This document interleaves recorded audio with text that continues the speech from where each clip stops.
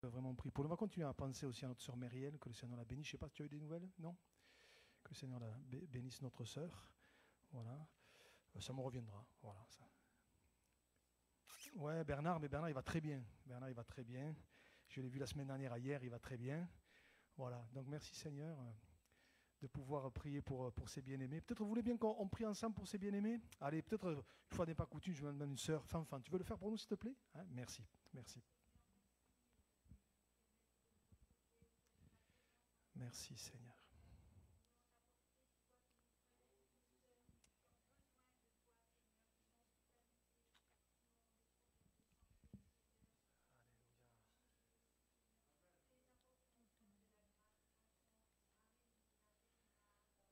Amen.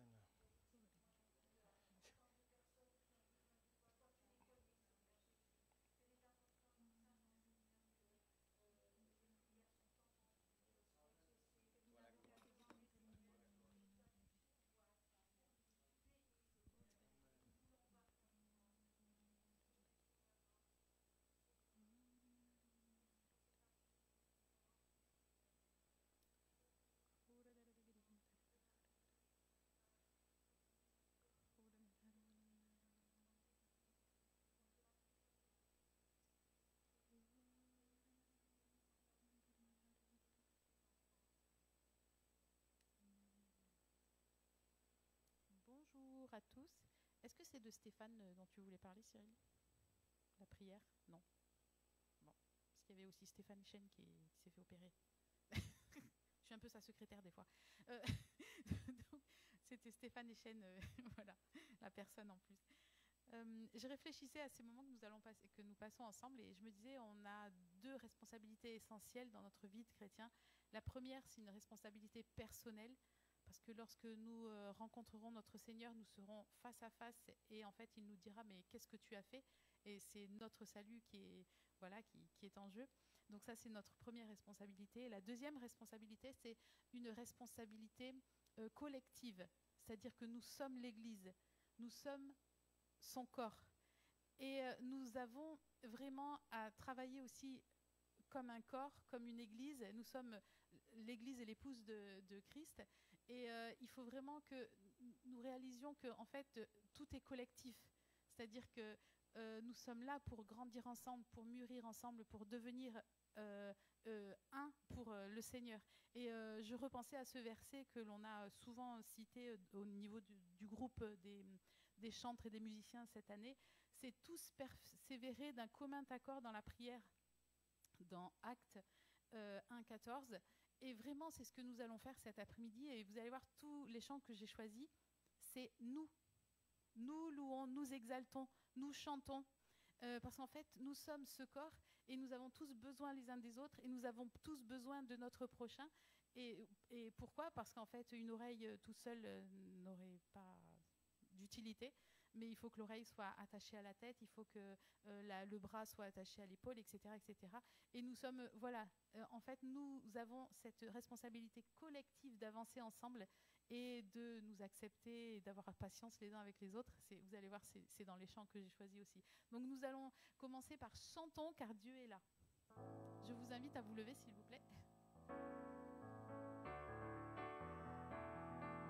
Chantons car Dieu est là. Poussons des cris de joie. Dressons-lui un trône de reconnaissance, un palais de louange. Chantons le roi des rois. Son amour durera. Et quand on le loue, sa gloire descend sur nous dans son temple si bas. Chantons car Dieu est là.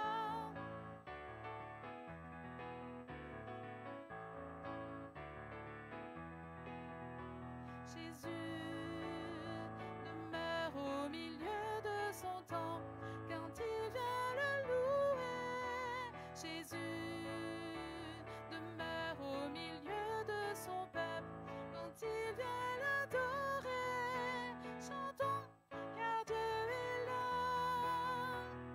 Poussons des cris de joie.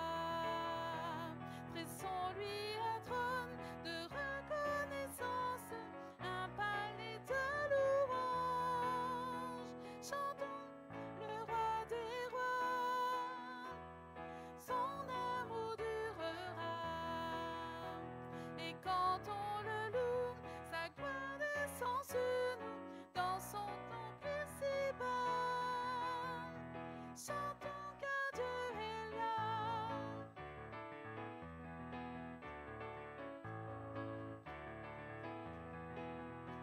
Nous sommes tous assemblés pour l'adorer avec nos instruments joyeux de ce que Dieu nous a sauvés. Faisons monter nos chants, chantons car Dieu est là. Poussons des cris de joie, dressons-lui un trône de reconnaissance, un palais de louange. Chantons le roi des rois, son amour durera. Et quand on le loue, sa gloire descend sur nous dans son temple ici-bas. Chantons car Dieu est là. Chantons car Dieu est là. Chantons car Dieu est là. Ensemble louons le Seigneur, il est vivant. Ensemble louons le Seigneur, il est vivant. Ensemble louons le Seigneur, il est vivant. Ensemble louons le Seigneur, il est vivant.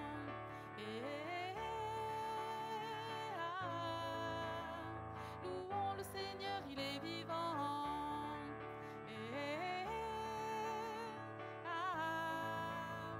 Louons le Seigneur, il est vivant. Je me permets de m'arrêter parce qu'en fait, je vois la tête de Marc qui dit « Je connais pas ». C'est un chant africain, Marc. C'est normal que tu...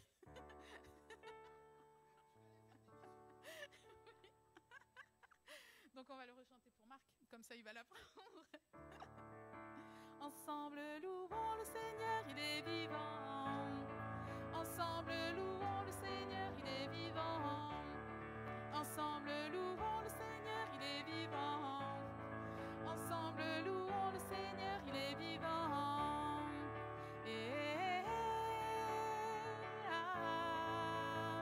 Louons le Seigneur, il est vivant.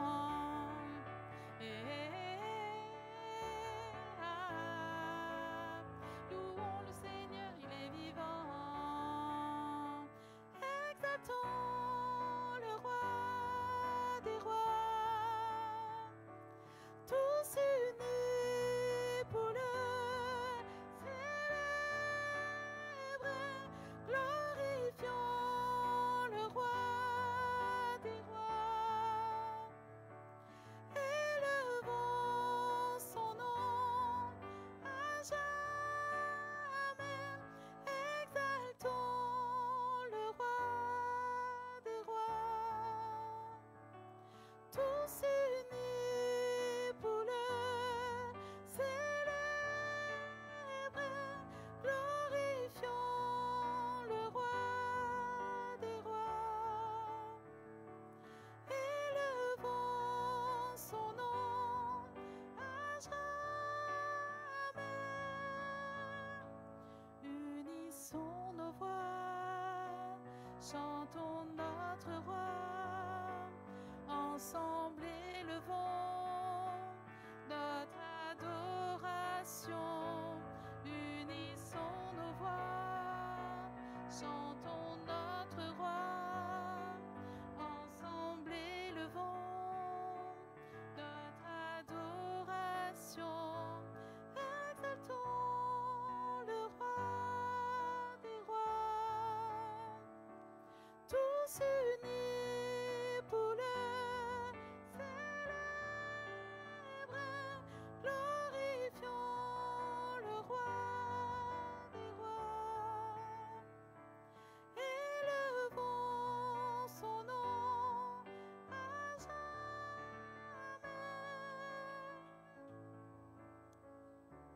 Seigneur, c'est vrai, nous voulons être unis devant toi, Seigneur, pour te louer, pour t'adorer, pour te dire combien nous t'aimons, Seigneur.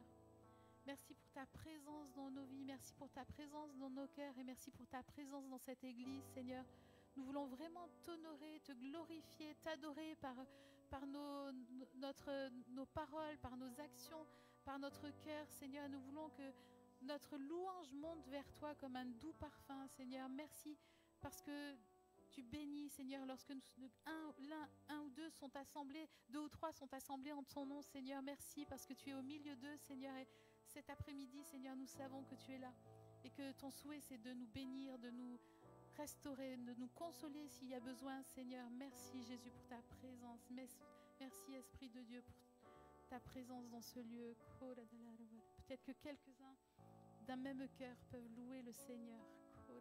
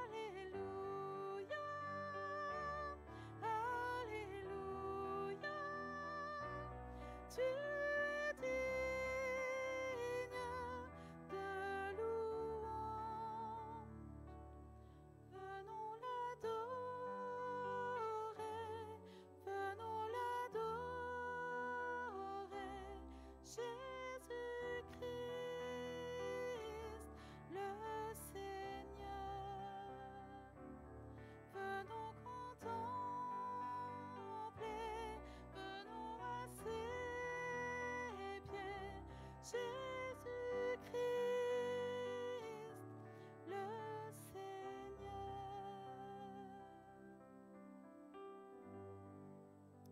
Pour terminer ce moment de chant, je vous propose un chant qui prend les paroles de la Bible. Aimons-nous les uns les autres comme Dieu nous a aimés.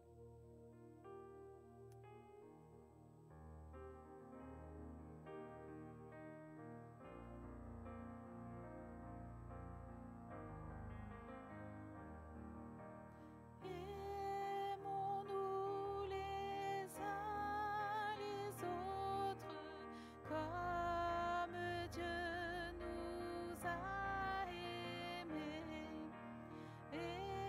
Aimons-nous les uns les autres d'un amour vrai. Acceptons nos différences et n'oublions pas surtout combien Dieu a de patience pour chacun de nous. Aimons-nous les uns les autres comme Dieu nous a aimés. Aimons-nous les uns les autres d'un amour vrai. Soyons de ceux qui Amen. construisent Dans l'harmonie et la paix, oublions ceux qui divise, cherchons l'unité. Aimons-nous les uns les autres comme Dieu nous a aimés. Aimons-nous les uns les autres d'un amour vrai. Alléluia. Alléluia. Pour reprendre juste cette strophe qui nous parle de la patience de Dieu, combien Dieu a de patience pour chacun de nous. Ou encore se rappeler de la patience de Dieu qui est notre salut. On peut juste reprendre cette strophe avant d'ouvrir la parole ensemble. Acceptons nos différences et n'oublions pas surtout combien Dieu a de patience pour chacun de nous. Aimons-nous les uns les autres comme Dieu nous a aimés. Aimons-nous les uns les autres d'un amour vrai. Seigneur, merci encore cet après-midi parce que c'est vrai, tu as de la patience pour chacun d'entre nous. Nous voulons te dire merci, je veux te dire merci Seigneur, parce que tu aurais pu nous repousser Seigneur, mais chaque jour tu travailles dans nos cœurs. Alors à toi encore soit la gloire cet après-midi et que nous puissions les uns et les autres aller plus loin. Merci pour ta parole Seigneur, je ne demande pas de la bénir, elle est déjà bénie Seigneur, mais que nous puissions vraiment encore la recevoir et Seigneur aller plus loin avec toi. À toi soit la gloire au nom de Jésus, au nom de Jésus. Amen. Amen, gloire à Dieu, gloire à Dieu. Voilà, on va ouvrir la parole cet après-midi, quelques instants, et je voudrais m'arrêter avec vous. Je bénis Dieu parce que vraiment Dieu m'a donné une pensée pour nous cet après-midi. Je voudrais m'arrêter sur un principe biblique, un principe spirituel. Alors qu'est-ce que j'appelle un principe biblique spirituel ? Quand on lit la parole de Dieu, on se rend compte qu'en fait, au travers d'elle, bien sûr, la Bible est là pour nous parler de la croix, elle est là pour nous parler de Jésus, de son amour, de sa grâce, de toutes ces choses, mais elle est là aussi pour nous montrer comment fonctionne le royaume de Dieu.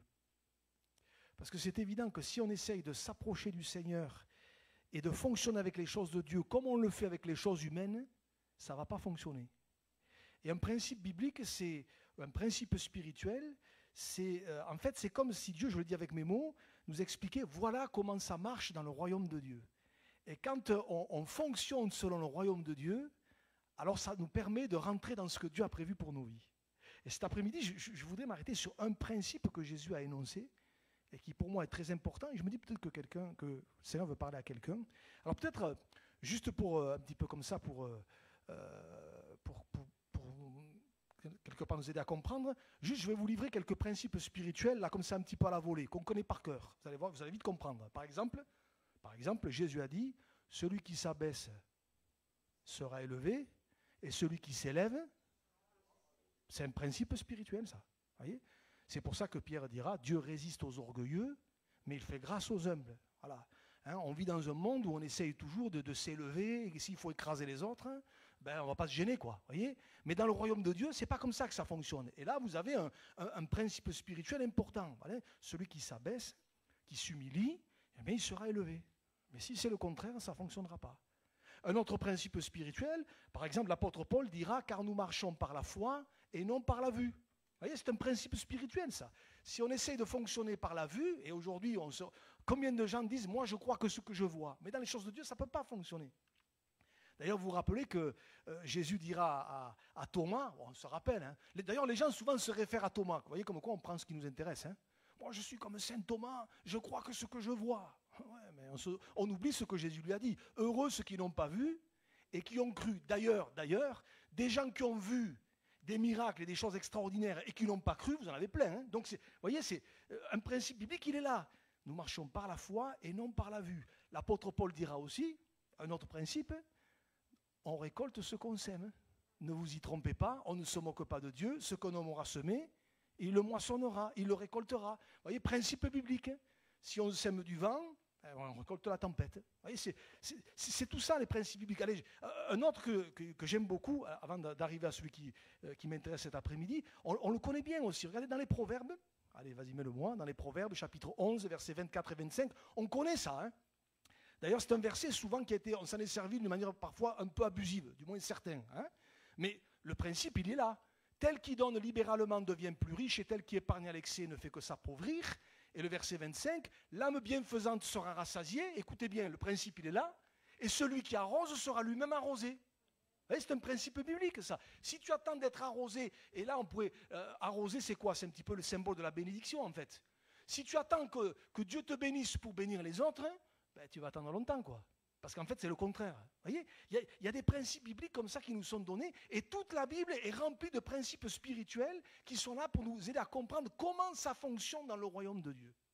Et le principe sur lequel je voudrais m'arrêter cet après-midi, c'est Jésus qui nous le donne. On va lire 2 versets en introduction, vous les connaissez ces versets, mais on va les relire. Regardez dans Matthieu, et c'est vraiment ça qui m'intéresse cet après-midi, Matthieu chapitre 16, versets 24 et 25. Et là aussi, il y a un principe biblique très intéressant et très important.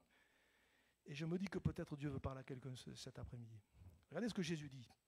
Jésus dit à ses disciples, « Si quelqu'un veut venir après moi, qu'il renonce à lui-même, qu'il se charge de sa croix et qu'il me suive. » Écoutez bien le verset 25. « Car celui qui voudra sauver sa vie la perdra, mais celui qui la perdra à cause de moi la trouvera. » Amen. Et là, vous avez un principe spirituel qui est très important. Je l'ai appelé comme ça, savoir perdre pour gagner. Perdre pour gagner. Alors, en général, est-ce que vous aimez perdre, vous? Vous me rassurez. Voilà. Quelqu'un m'aurait dit, ouais, moi, ça, même si je fais que perdre à tous les jeux que ça me va bien. Vous savez, Pierre de Coubertin, l'important c'est de participer. Ouais, tiens, mon œil. Mon œil, voyez. Hein, en général, quel que soit le domaine, on aime bien gagner quand même. Hein. On n'aime pas perdre. Alors, quand je préparais ce message, ça m'a fait repenser à une anecdote vraie, quelque chose qu'on a vécu avec Rosetta il y a environ 2 ans de ça. On était invités chez des gens, pas des croyants, hein, ils nous ont invités à manger chez eux. Et puis, je ne rentre pas volontairement dans les détails. Et puis, à un moment donné, après le repas, le monsieur nous dit, ah ben tiens, il y a un jeu que je raffole, tout ça. Allez, on va y jouer. Alors moi, je ne suis pas du tout jeu du tout, moi. Ça.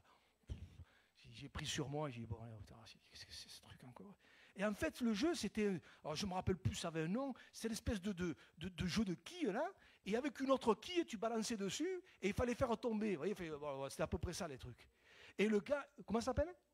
Oui, c'est ça, voilà, c'est ça, merci. Le moule qui, ça me revient, c'est ça, tout à fait ça.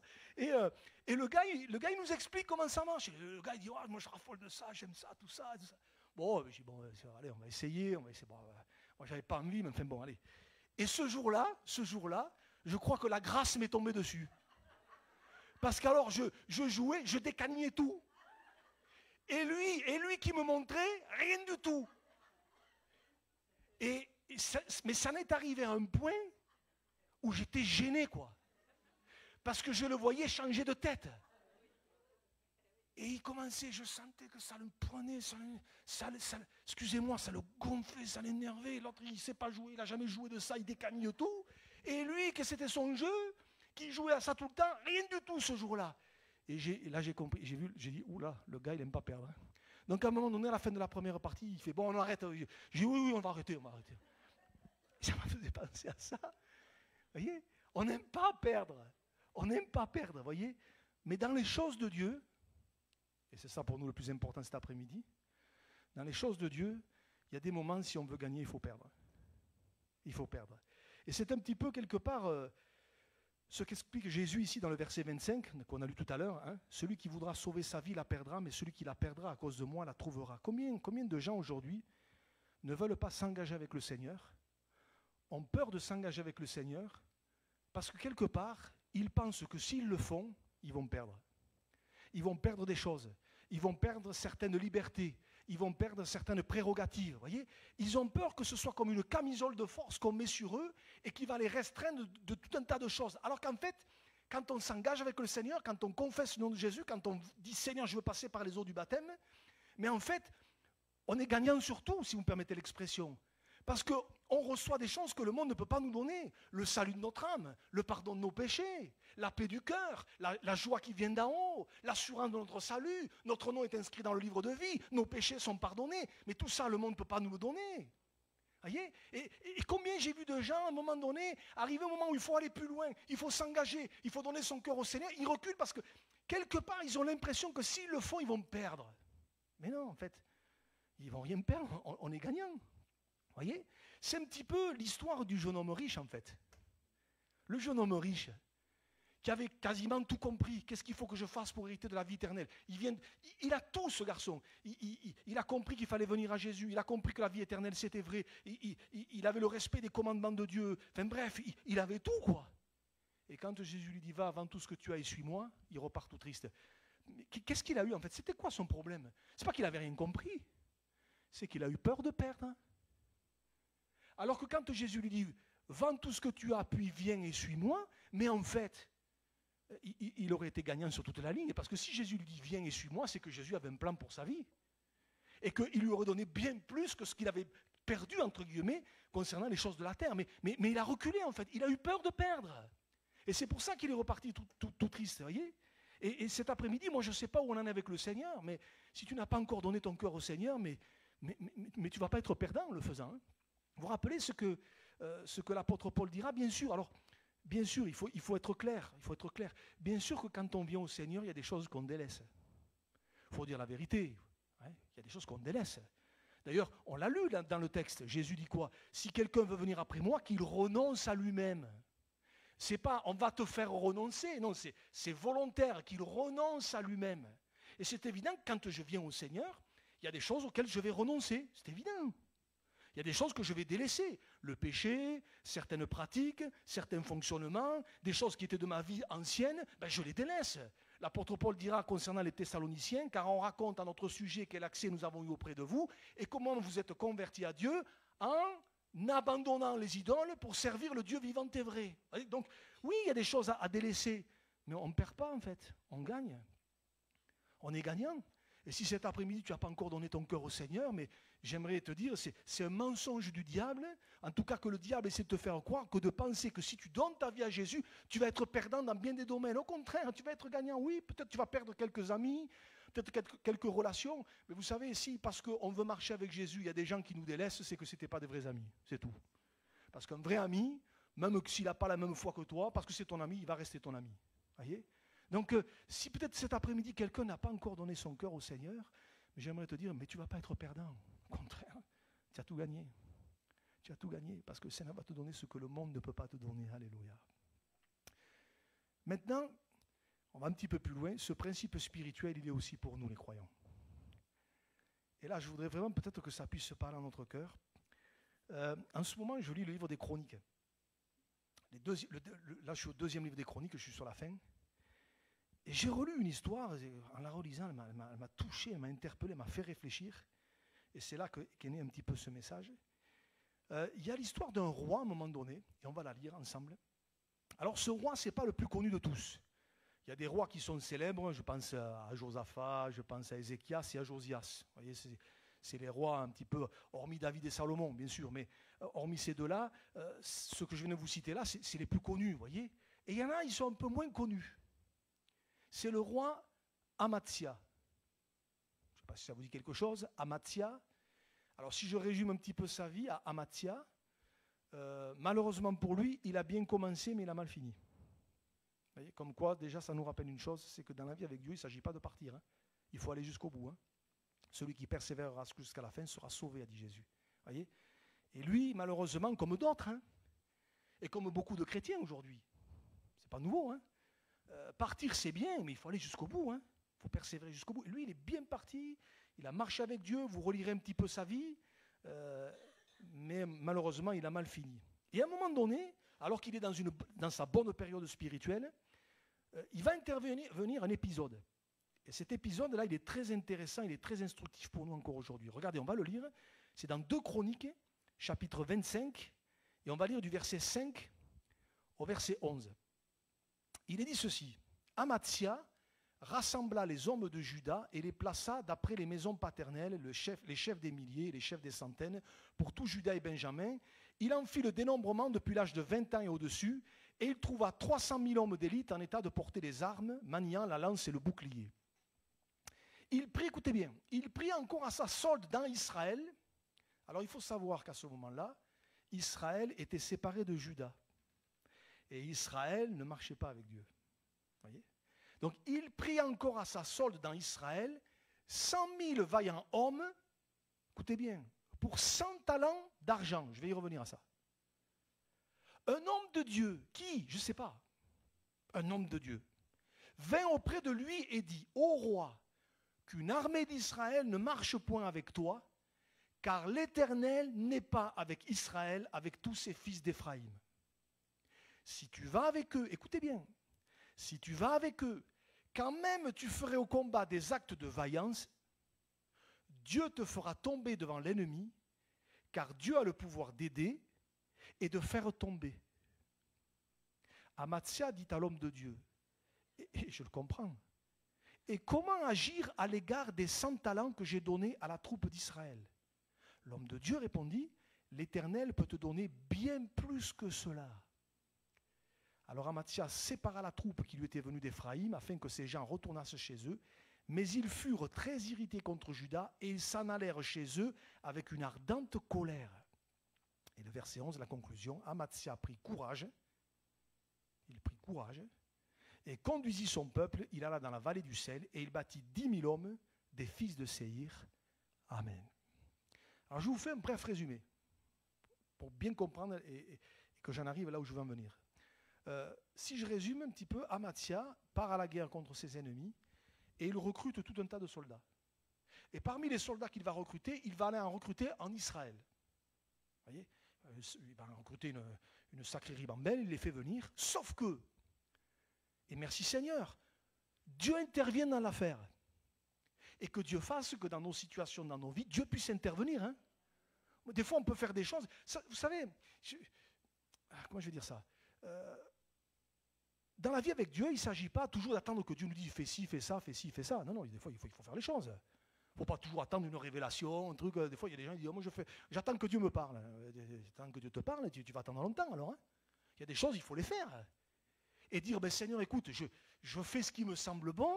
ce qui me semble correct, droit, et puis si jamais ça ne va pas, ben interviens quoi, montre-moi si jamais je ne le vois pas. Parce que des fois on peut faire les choses de tout son cœur et se tromper en fait. Et dans cette situation, ben Dieu intervient, un homme de Dieu, Dieu envoie un homme de Dieu pour lui dire, écoute, les hommes d'Israël là que tu as pris, même si tu fais des actes de vaillance, même si tu es un super soldat, un super roi, si tu les prends avec toi, si tu marches avec eux, je ne serai plus avec toi et tu vas perdre. Ouf. Et ce qui m'a interpellé dans ce texte, c'est que Amathia, il a une réaction, il dit, oh, d'accord, mais je les ai déjà payés. J'ai déjà donné 100 talents d'argent. Alors merci. Comment agir à l'égard des 100 talents que j'ai donnés à la troupe d'Israël? Et laisse-moi le verset, merci. J'ai regardé, parce que ça m'a interpellé cette histoire, j'ai dit, mais pourquoi il réagit comme ça? Et je suis allé voir 100 talents d'argent. J'ai regardé un petit peu, j'ai fouillé, j'ai fait des recherches. Et j'ai trouvé ceci. Alors là, je n'avais jamais vraiment regardé. À l'époque de Jésus, alors on n'est pas à l'époque de Jésus, là, on est bien avant. Mais enfin, ça nous donne quand même une idée. Ça nous donne quand même une idée. À l'époque de Jésus, un talent d'argent, ça équivalait à 40 kilos d'argent. Un talent, 40 kilos. Donc, et là je fais une parenthèse. Donc quand il y a la parabole des talents, un a reçu un talent, un 2 talents, un 5 talents, nous avec notre raisonnement humain, on a l'impression, on se dit, oh, quand même, le pauvre, il en a reçu qu'un, l'autre 5, c'est pas normal, enfin quand même, et l'autre, ouais, pourquoi moi je n'ai qu'un, l'autre en a 5, l'esprit bien français, vous voyez. Mais déjà, un talent, c'était 40 kilos quoi d'argent. C'était pas mal quand même. C'est dire que quelque part, le maître lui faisait confiance, il lui confiait un talent, vous voyez. Donc, partant sur cette base, même si on est à l'époque de Jésus, on se dit, quand il est question ici de 100 talents, en imaginant que la mesure n'est pas tout à fait la même si c'est que la moitié. Allez, j'ai fait des recherches dans l'Ancien Testament, et j'ai trouvé que ça équivaudrait à peu près à 26,5 kg d'argent. Vous voyez ? Mais même 26,5 kg multiplié par 100. Excusez-moi, hein, ça en fait du pognon. Hein. Voilà, ça en fait. Hein. Et quelque part, je comprends que le roi, quand Dieu intervient, lui dit non, ne prends pas ces gars-là, ne va pas avec eux. Et ils disent, mais attends, je leur ai donné 100 talents. Hein. Je ne leur ai pas donné 1 euro. Hein. 100 talents. C'est énorme, une somme. Mais si je fais ça, je vais perdre tout ça, moi. Réaction humaine, réaction normale. Hein. Vous voyez, ça m'a interpellé. Et quelque part, le dilemme pour Amathia, il est celui-ci. C'est soit il se dit, ben, tant pis, je les ai embauchés, j'ai payé déjà 100 talents, mais tant pis, j'y vais quand même, c'est pas grave. Hein. Ou soit il décide de perdre et d'obéir à Dieu. Ah oui, les 100 talents, il les perd. Ah ouais. Merci Seigneur, on a vu dans l'histoire que c'est ce qu'il a fait. Il a choisi d'obéir. Il a choisi d'obéir. Et je réfléchissais à ça et je me disais, il y a quand même là, ici, pour nous, il y a un enseignement spirituel extrêmement important et fort. Et qui est encore pour nous aujourd'hui. C'est que c'est vrai qu'on traverse tous des situations parfois pas évidentes. Des fois, c'est tendu, hein. Des fois, on est là, on se dit, qu'est-ce qu'il faut faire, pas faire, machin, tout ça. Et on se dit, mais qu'est-ce que je dois faire? Je l'ai dit, pour Amathia, le dilemme, c'était, soit je continue, je ne change rien, soit j'obéis, quitte à perdre. Et je crois que la leçon spirituelle pour nous, elle est celle-ci, mon frère, ma soeur. N'oublions jamais une chose, c'est que l'obéissance vaut mieux que tous les sacrifices. L'obéissance à Dieu, l'obéissance à sa parole, vaut mieux que tous les sacrifices. Et parfois, il vaut mieux obéir à Dieu et, entre guillemets, humainement parlant, perdre du temps, perdre des amis, perdre de l'argent ou perdre autre chose, un peu de réputation. On y tient à notre réputation. Hein. Mais il vaut mieux perdre ça en obéissant au Seigneur que de dire c'est pas grave, je continue, mais Dieu est plus avec nous. Dieu est plus avec nous. Et c'est un petit peu ça le principe, voyez. Et peut-être ce matin, cet après-midi, pardon, entendons le Seigneur peut-être nous dire la même chose, alors que peut-être on est devant des dilemmes, dire qu'est-ce qu'il faut que je fasse, Seigneur? En fait, le choix, il est simple, c'est ou j'obéis au Seigneur, à sa parole, quitte parfois à perdre, mais j'obéis au Seigneur, ou je continue, je trace ma route, et à nos risques et périls. Si Amatia avait dit non, moi, 100 talents, c'est trop, après, si je suis plus crédible, quoi. Ah ouais, tu peux y aller, hein. Mais Dieu n'était plus là. Hein. Dieu n'était plus là dans l'affaire. Et notez bien, si tu peux mettre le... Merci, c'est très bien. Notez bien, moi, cette parole m'a touché, m'a travaillé. La fin du verset 9.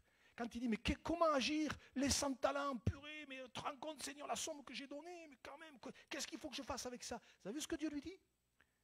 L'Éternel peut te donner bien plus que ça. Et j'aimerais peut-être nous dire cet après-midi, quelle que soit la situation dans laquelle on est, mon frère, ma soeur, reste dans l'obéissance à Dieu. Et même si tu perds des plumes, même si tu perds, je ne sais pas, de l'argent, de la réputation, des amis, des connaissances, etc., qu'importe, l'Éternel peut te donner bien plus que ça. Il peut te donner bien plus que ça. Amen. Parce que c'est un principe spirituel. Alors oui, c'est vrai. L'obéissance, parfois, ça coûte. Oui, c'est vrai. Ça coûte. Parfois, à cause de l'obéissance, parfois, on devient un peu moins populaire. On nous aimera un peu moins.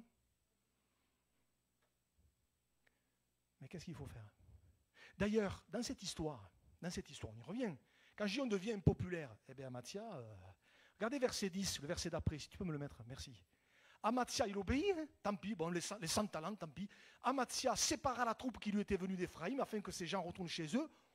Waouh, ils furent très irrités, ils s'en allèrent chez eux avec une ardente colère. Ah, ça leur a pas plu, hein?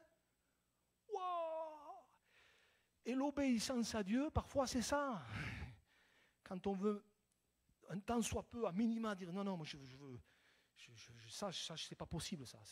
Je veux plaire au Seigneur, tout ça. Et bien parfois, en face, on rencontre pas simple, hein. Et des fois, on est impopulaire. On y laisse des plumes. On perd des amis. Mais j'aimerais nous dire cet après-midi, je me le dis à moi en premier, quelle que soit la situation qu'on vit, qu'on traverse, restons dans l'obéissance à Dieu, à sa parole. C'est pas toujours simple, j'y reviens, mais 100 talents d'argent, quand même. Mais l'Éternel peut te donner bien plus que ça. L'Éternel peut te donner bien plus que ça. Perdre pour gagner. Et ce qui est intéressant, je vais prendre un autre exemple. Là, j'ai parlé de ce texte. Il m'a touché, cette histoire. Je l'avais déjà lu, mais vraiment, elle m'a interpellé. Mais je vais prendre un autre exemple beaucoup plus connu que celle-là. Parce que le principe, il est de toute éternité. Il y a un autre homme qui, à un moment donné, il a accepté de perdre. Et là, ce n'était pas 100 talents d'argent. Hein. C'était son fils. Abraham. Oh, le gars, c'est le fils de la promesse. Hein. Il n'a pas eu d'enfant, il n'en a qu'un, Isaac. Oh, dites, 99 ans, on connaît l'histoire. Hein. Il y a eu Ismaël, il y a eu... ça a été compliqué. Et puis il y a ce fils qui arrive, miracle incroyable de Dieu, etc. Et puis vous connaissez l'histoire. Dieu qui dit sur le Morija, tu sacrifies ton fils. Hein? Le fils de la promesse? Non, mais, je ne sais pas ce que vous auriez fait, vous. Hein? Et vous connaissez l'histoire. Il va attacher, ils arrivent là-haut sur le mont Morija. Même le gamin, le fiston, il dit voilà, il y a le feu, il y a tout, et où est l'Holocauste? Il prend, il accroche son fils, tout ça, il le met sous le... Nous, on lit ça, c'est facile, hein. En plus, on connaît l'histoire, donc ça va. Mais lui, et puis vous vous rappelez ce qui se passe. Il lève la main, et au moment où il va pour perdre son fils, l'ange de l'Éternel intervient. Vous savez qui c'est l'ange de l'Éternel dans l'Ancien Testament? C'est Jésus. C'est Jésus. Alléluia. Et là, rappelez-vous, Genèse 22, versets 15 à 17. Regardez, c'est juste le dernier texte qu'on va lire. L'ange de l'Éternel appela une seconde fois Abraham des cieux et dit, je le jure par moi-même, parole de l'Éternel, écoutez bien, parce que tu as fait cela et que tu ne m'as pas refusé ton fils, ton unique. Tu as accepté de perdre. Et quelle perte! Qu'est-ce que dit Dieu? C'est quoi la conséquence? Je te bénirai et je multiplierai ta postérité comme les étoiles du ciel et comme le sable qui est sur le bord de la mer, et ta postérité possédera la porte de tes ennemis, de ses ennemis. Amen. Et ça m'a fait penser à cette parole qu'on a lue tout à l'heure concernant le roi Amathia: l'Éternel peut te donner plus que cela. Il était prêt à perdre pour obéir au Seigneur. Et parce qu'il était prêt à perdre, l'ange de l'Éternel lui dit: je te bénirai et je multiplierai ta postérité. Waouh! Et le principe spirituel, il est là. Vous voyez? Perdre pour gagner. Et parfois, l'obéissance, c'est ça. C'est ça. Vous voyez? Des fois, il y a des choses, c'est pas simple. Mais Seigneur, si je fais ça, mais je vais perdre ça. Seigneur, si je t'obéis dans ce domaine, mais je vais perdre des amis, je vais perdre ma réputation, je vais perdre de l'argent, je vais perdre ceci, je vais perdre cela. Mais si c'est pour obéir au Seigneur, alors mon frère, ma soeur, et je me le dis à moi, l'Éternel nous dit cet après-midi: l'Éternel peut te donner bien plus que cela. C'est pas facile, hein, j'en conviens, attention, hein, je ne dis pas que c'est simple, que tranquille, parce que l'obéissance, hein, des fois, c'est pas simple. Hein. Des fois, c'est plus facile de rien faire. Hein. On ne dit rien, on ferme les yeux, on ferme les oreilles, on met la tête comme l'autruche, hein, et on attend que ça passe. Mais l'obéissance, parfois, elle n'est pas facile. Hein. Elle n'est pas facile, mais elle est payante. Mais des fois, il faut accepter de perdre pour gagner.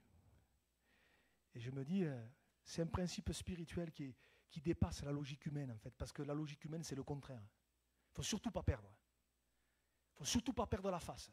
Surtout pas. Il faut montrer que... Voyez, dans les choses de Dieu, ce n'est pas comme ça. C'est le contraire. Et ça va avec, en fait. L'obéissance, l'humilité, ça va avec. Celui qui s'abaisse sera élevé. Celui qui accepte de perdre des fois par obéissance, eh bien Dieu, il sera gagnant, en fait. Amen. C'est des principes spirituels. Et ça, il faut le réaliser. Et je me dis, Seigneur, si parfois par obéissance, il faut perdre certaines choses, Seigneur, ben aide-moi. En tout cas, Amathia, dans cette circonstance-là, et je vais finir, malheureusement, il a mal fini après. Derrière, vous lirez l'histoire, après, ça a dérapé, c'est dommage. Hein, parce que pour le coup, dans cette affaire-là, il a obéi, quoi. Hein. Pour le coup, dans cette affaire-là, il l'a fait. Les autres, ils lui ont fait la tête. Hein. Les autres, ils ont été en colère. Wow, ils sont repartis. Et c'est pour ça, d'ailleurs, je ne sais pas si tu peux me le remettre. Il y a des petites phrases comme ça, on lit ça vite, on n'y fait pas attention. Et j'ai dit, ouais, effectivement. Regarde, le dernier verset, 2 Chroniques 25, verset 10. Si tu peux me le remettre, Jean-Michel, merci. Regardez, c'est pour ça qu'il est dit, il sépare la troupe. Mets-moi le verset 11, pardon. Ils s'en allèrent avec chez eux avec une ardente colère. Et c'est pour ça qu'il est dit, Amathia prit courage. Parce qu'il venait de se prendre une volée de bois vert juste avant. Parce que quand ils sont partis avec une ardente colère, nous on lit ça vite, mais à mon avis, il a dû s'en entendre. Hein. C'est quoi ce gars-là? C'est pas ce qu'il veut. Il fait ci, il fait là, tatati, tatata. Il a dû se... Excusez-moi, je vais le dire. Il a dû se faire pourrir. Il a dû se prendre des paroles. Waouh! Et c'est pour ça que la Bible dit, il prit courage. Et obéir, parfois, il faut... Et je me le dis à moi, hein, des fois, ça demande du courage. Mais il prit courage, et regardez la suite, il alla dans la vallée du sel, et il bâtit 10 000 hommes des fils de Séhir. Dieu lui a donné la victoire. Amen. Perdre pour gagner. Perdre pour gagner.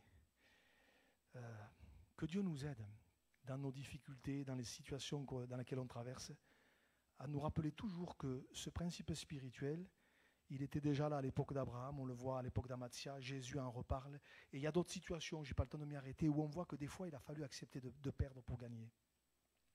Voilà. Et je me dis, Seigneur, aide-nous. On veut marcher avec Dieu dans l'obéissance. Des fois, c'est facile de dire, oui, l'obéissance vaut mieux que tous les sacrifices. C'est facile à dire. Hein. Mais dans le réel, concrètement, des fois, obéir à Dieu, obéir à sa parole, waouh, des fois c'est plus facile de... Mais quand on le fait, l'Éternel peut nous donner bien plus. Et peut-être c'est une promesse de Dieu pour toi cet après-midi. Mon frère, ma soeur, mon ami, obéis au Seigneur et Dieu te donnera bien plus, bien plus. Alléluia. Même si des fois, peut-être sur le coup, wow, on se dit, Seigneur, c'est raide là. Mais l'Éternel peut te donner bien plus. Alléluia. Alors, je ne sais pas bien raconter les histoires, je termine. Je pensais à ça, je l'ai noté sur ma feuille, j'en parle pas. Ma belle-fille. Alors, j'ai un gendre, il est là, mais j'ai aussi une belle-fille. Bon, j'ai un peu un problème avec les histoires de famille, bon, bref. Ma belle-fille. Alors, je vais pas rentrer dans tous les détails. Hein. A eu un problème au niveau de son travail. Son patron n'a pas voulu lui donner ce qu'il devait lui donner au niveau salaire. Elle finissait, il n'a pas voulu lui donner. Et ça représentait quand même une certaine somme. Alors pour certains, c'est pas grand-chose, mais quand vous tournez juste, c'était une somme quand même. Je ne vous dirai pas le chiffre, mais c'était quand même... ça aurait été pour moi, quand même, ça m'aurait embêté quand même. Et le gars, il refuse de lui donner. Et donc, bon, ils essaient de faire ça bien, quoi. Bon, allez, le gars, il veut rien savoir. Et ma belle-fille, elle...